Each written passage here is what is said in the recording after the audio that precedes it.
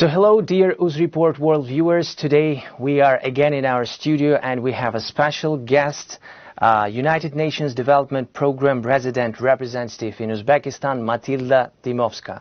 Welcome Matilda to our studio. We are glad to see you here today. Assalamu alaikum. Thank you for having me here. Walaikum assalam. I have several questions, Ms. Dimovska, to you, and I will start if you don't mind. Today we are launching the 2020 Global Human Development Report. Can you please tell me what it is and for how long has it been published? Thank you. The Human Development Report in general offers an overview and assessment of the progress made in improving the life and livelihoods of people in a way that is sustainable and in a way that accounts the full dimensions of human development. It provides a set of indexes that measure the development across the countries beyond mere economic development. For the past 30 years, it has been informing the development debate on issues like mobility, migration, gender, human rights, climate change. So, but at the core, and it has provides each year set of indicators, including the Human Development Index, that classifies the countries in three categories with a low, medium, and high human development level. At the core of the report is the concept of human development. And human development is a paradigm of, that puts the people at the center of the development. Human development is about expanding the capabilities for the people, choices for the people, so that they live life according to their values. So it goes beyond, it values the material resources, it values the income, human development. However, it also takes into considerations two other components that are very important, and that is for people. And that is access to health and access to education. And this changes. In 2019, for example, the Human Development Report argued that now enhanced capabilities are becoming very important for people to thrive into the digital era. Thank you so much. What is the report's theme for 2020? What can you tell us about this? Since the start of the Industrial Revolution, the development apparently has come at a huge expense of the environment and on the nature. And the scientists are alerting, warning us that the damage that the humanity has made to the planet became so huge that it may be even irreversible, to the extent that may challenge our mere existence at the planet. So therefore, that is the theme of this Human Development Report. Human Development, the title is Human Development and Anthropocene. Anthropocene is a unit, still not official, but a unit into the life on the earth, of the planet, that defines a period when humans are having significant implication on the ecosystems, on the wildlife. It is seen in land degradation, it is seen in climate change, oceans living without all life, and so on. It is called Age of Humans. So we are probably entering into that age of humans, and we have ample of examples of what type of challenges we will be facing as a humanity in that period. For example, COVID-19 is a mere example of that type of challenge. It spread so fast around, and it had such consequences that were exacerbating and were exacerbated by the pre-existing inequalities. So it was also yet another warning that the time for action is now. So in some, the floor beneath us is shaking, is shifting. Our base is shifting, and then we have to find, we are confronting an unprecedented challenges, and we have to find new ways of addressing it. This time, the challenge will be not only about expanding the people's capabilities, but also to expand them in a way that will be in balance with the nature. So the two other dimensions of the development become extremely important. One is what we call agent, and that means the ability of people to take part in, to participate into the decision-making process and make decisions they value. And second is the dimension of the values, meaning our beliefs and our understanding of what does it mean to live a good life, and to enhance it and make it more considerate of the balance with the planet. So these are the three elements that probably will be determining our understanding of the development in the future. Thank you so much. Ms. Dymowska, you mentioned about actions and what actions are needed to prevent future crises like these from happening again. Thank you. That's definitely a very important question. I think that, and what the report is arguing is that we need to go beyond looking of targeting of problems in a singular manner. From a narrow perspective, we are facing interconnected world. We live in the interconnected world. The challenges, the issues are so much interrelated, complex, even more than ever. So that our approach has to be applied, has to be adjusted to this interconnected world in which we are living. So expanding the human development while taking in consideration the balance with the nature, that is the key challenge. Now, the report argues that humanity can develop the values and act by improving, by focusing on the equity, by fostering innovation, and by enacting, embracing stewardship with the planet. So we argue if what means to live a good life is expanded and includes more weight is given to equity, to innovation, and this stewardship with the planet, then there are better chances that the human development will thrive at the same time, while at the same time the pressures on the planet will be eased. The report comes with three specific recommendations of how that can be achieved.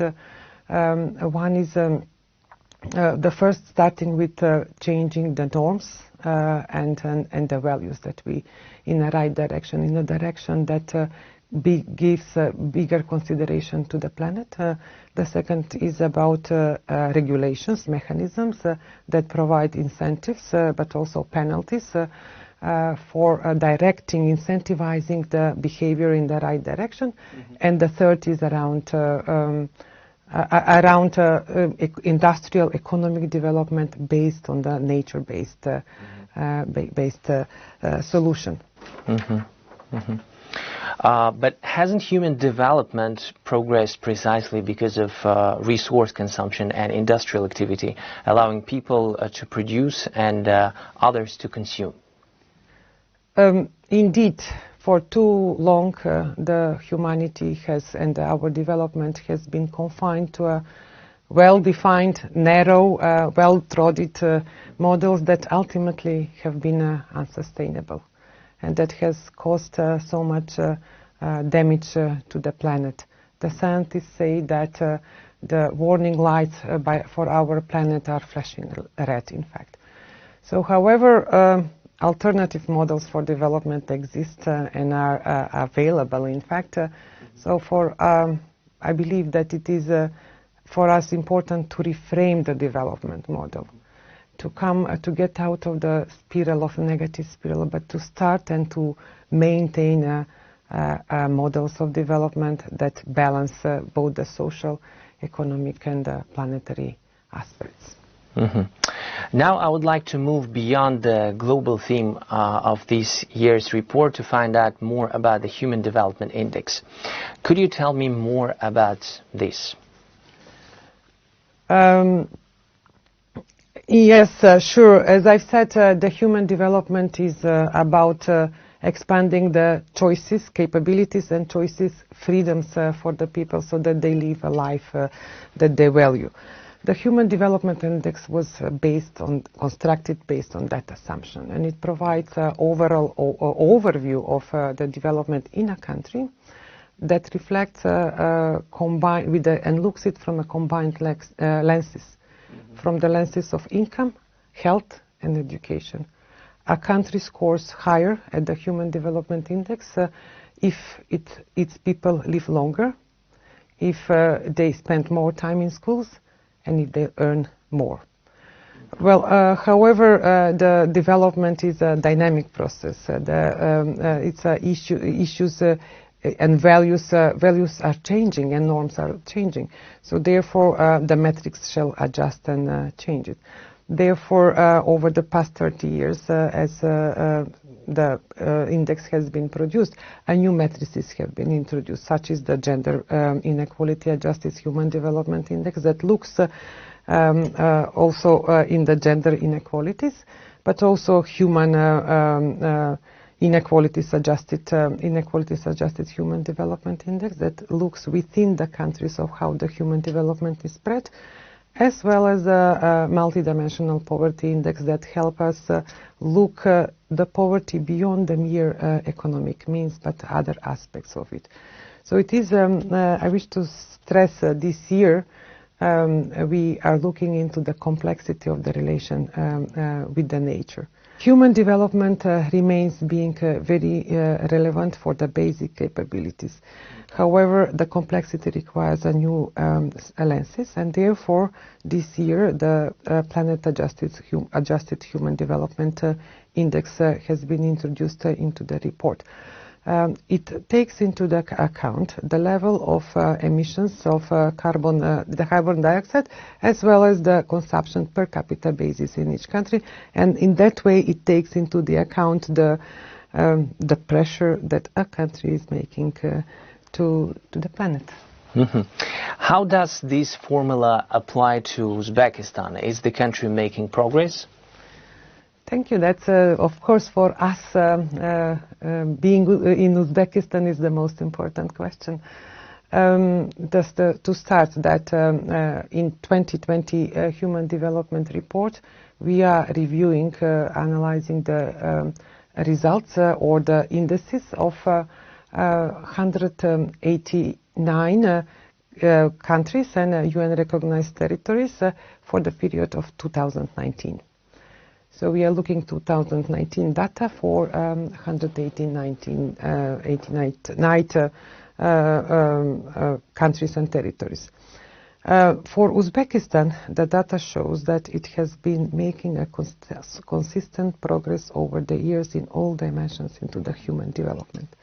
Its value of the index is ranking the country at a high human development category, and it's ranked this year at the place of 106 out of 189, as I have said. And that is very much a result, basically, of the progress that between this 1990 and 2019 that the country has made in all dimensions. For example, over these past 30 years, so we are very pleased to see that Uzbekistan has been having a constant upward straight into all dimensions of the human development over the past 30 years, and that has been a result of the strong commitment and hard work of the government and the people of Uzbekistan for a progress being made. The value of the Human Development Index places Uzbekistan at the level of 106 ranking as out of 189 countries and territories. For example, over the past 30 years, the expectancy at birth has increased for 5.2 years. The mean years of schooling has increased by 2.8 years, and the income per capita has increased for 115%. So it's a great achievement that has been made over the past years. We are very pleased also the whole UN system and particularly United Nations Development Programme to see that in whatever intervention that we do with the government, the human development, we see that we ensure that it is human development centered and of course results oriented. Well, thank you. Ms. Dimoska, I think the next question also will be quite interesting for our UzReport world viewers. How is Uzbekistan doing relative to other countries in the region, for example in Central Asia, or comparing to other countries, maybe Kazakhstan? Definitely, that's of course we are looking into these issues. First, let me say that all countries in the region of Europe and Central Asia have experienced progress in human development over the past years. If we compare the human development index value of Uzbekistan with the rest of this region, then its value is slightly lower than the average. It stands at 0.72 as compared to 0.79 points for the average. However, if we zoom into Central Asia, Uzbekistan is doing the value of human development index is higher than in Kyrgyzstan and Tajikistan that are ranked at a level of 120 and 125 respectively. Okay, thank you so much. So my next question is one of the other measurement tools introduced by the report includes gender equality. Why is that important and how is Uzbekistan doing in this area? What can you tell us about this? Thank you for this question. It's a question that we consistently raise it. Now we have also some new data about it. Well, I wish to start with saying, of course, gender equality is a fundamental human right, but not only. It's a kind of a precondition for all aspects of the development to flourish. It's a precondition for a peaceful, prosperous and sustainable development. And I often say that it also makes a very strong business case as well. Now, the Gender Inequality Index is taking into account the gender inequalities from three perspectives, reproductive health, empowerment and economic activity. And that its value, in fact, is higher than the average. The value of the index is higher than the average of all countries from Europe and Central Asia, which is a positive and it's very good. And probably it's a result of the fact that this time we have 16.2% of the parliamentarian seats taken by women, or the fact that equal number of men and women are finishing the secondary school. But, of course, challenges are there. If we look into the data, for example, of live births, still in Uzbekistan, on each 100,000 live births, 29 Uzbek women die because of pregnancy-related reasons. And the average in the world is 17. If we look into the labor data, women's participation into the Uzbek labor is around 52%, while for the men that figure is 78%. So, and that is one of the reasons why UNDP is working on promoting, supporting the gender equality of Uzbekistan, being it through promotion of empowerment, encouraging women to open their own businesses, being it better protection from gender-based violence or in general policies that empower women in line with the international human rights treaties. Thank you so much. Will the ongoing COVID-19 pandemic affect progress in human development? And will it affect the relative standing of countries in the 2021 report next year? That is the question of the time. and we have been looking, UNDP has been looking at in Uzbekistan, globally, etc. COVID definitely affected, and wherever it landed, it spread so far, and it had so much implications, impact beyond health impact. It is definitely a development challenge and issue that we have.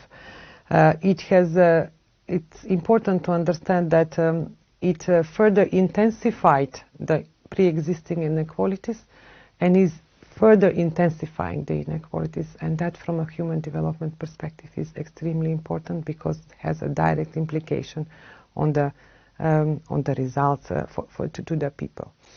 Now, for the first time in the last decade, we see decline of the human development. That was very clear. We found that we came with that analysis mid this year.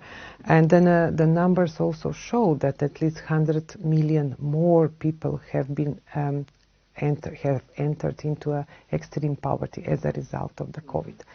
In Uzbekistan, of course, we were looking in these issues. For example, the survey made in June this year indicated that a huge number of people may have fallen into the poverty, that exports, the remittances have fallen. About 85% of the businesses at certain point had to close due to the lockdown period. So therefore, it was also very encouraging to see how the government of Uzbekistan made a swift and a comprehensive action, trying to, at the end, ultimately reach and support those that are most needed. Of course, United Nations and UNDP in particular, we have been working very closely with them on that topic. Thank you. That's very positive. When the pandemic is over and things return to normal, will Uzbekistan's growth continue? Thank you very much. I think, let me start with saying, I think the question, Uzbekistan never stopped growing. In fact, it's one of the few countries that did not experience a negative GDP growth during the pandemic, and that's a big accomplishment. But what is equally important, we believe, is that as Uzbekistan fully recovers from the pandemic, it does so with integrity and sustainability. And that means, of course, we shall be doing everything to support Uzbekistan further develop in a sustainable manner, and that it reflects, implements the recommendations of this report that we are talking today. Uzbekistan is UNDP, in fact, in Uzbekistan is ready to continue supporting Uzbekistan in recovering, in beyond recovery, in moving beyond pure COVID recovery, in doing so by in a green manner, in an equitable manner, with equality, but also with a just economy. And we stand by Uzbekistan to see its progress in a human development index rising over the next years as well. Thank you. Thank you so much, Ms. Dymovska. It was very interesting and very important at the same time. We appreciate everything you do, and especially United Nations Development Program, and you especially being the resident representative in Uzbekistan. And definitely this is very important for our Uzbek nation, and I'm sure it's beyond the Uzbek population's expectations, everything you do. Thanks again, and thanks for coming to our studio today. If you would like to say something to Uzbek people, you're welcome. Thank you for having me, Rahmat. I think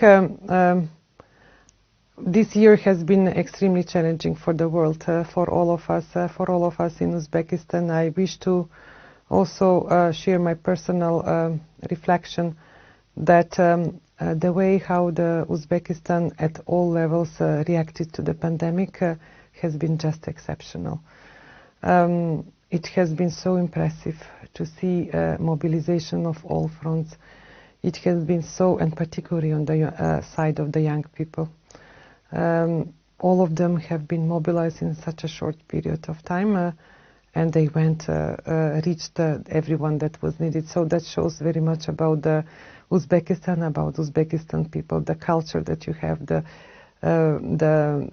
ability to overcome jointly all challenges.